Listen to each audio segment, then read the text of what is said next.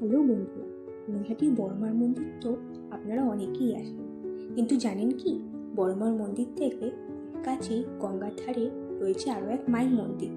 চলুন আজ আপনাদের সেই মায়েরই দর্শন করাই। বড়মার মন্দির থেকে গঙ্গার ঘাটের দিকে আসলে এই মিষ্টির দোকানে বাঁ দিকে রয়েছে একটি গলি। এই গলির থেকে সোজা গেলেই এই মায়ের মন্দির। আর যদি নৈহাটি ফেরিঘাট হয়ে আসেন তাহলে এই গলিটা পড়বে আপনার ডান হাতে। ব্রহ্মময়ী মায়ের মন্দির। মন্দিরের ভিতরে প্রবেশ করে বাঁ দিকে রয়েছে জুতো খোলার ব্যবস্থা। জুতো খুলে রেখে আমরা মন্দিরের ভেতরে প্রবেশ করছি। মন্দিরে প্রবেশ করে ডান হাতেই রয়েছে মহাদেবের মন্দির। মহাদেবের দর্শন সেরে আমরা মন্দিরের ভেতরে প্রবেশ করছি।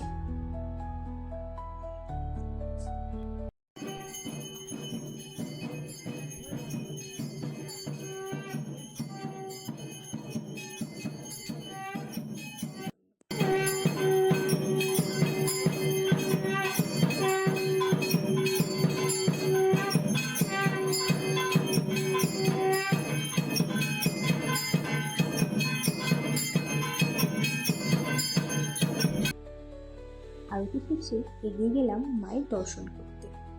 মায়ের দর্শন সেরে ফেরার পথে মন্দিরের একজন বললেন মায়ের এখানে ভোগ প্রসাদ দেওয়া হবে, একটু অপেক্ষা করে যাওয়ার জন্য। তাই জন্য আমরা মন্দিরের মধ্যে বসলাম। তারই সাথে সাথে মন্দিরের চারিপাশটা খুব ভালোভাবে দর্শন করে নিচ্ছি।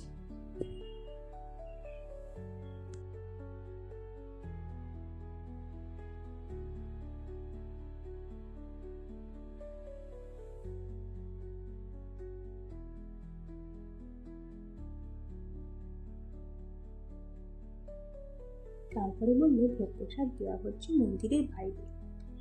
মন্দিরের বাইরে গিয়ে লাইন দিলাম ভোগ প্রসাদের জন্য। প্রায় 10-12 জনের পিছনে দাঁড়িয়েছিলাম।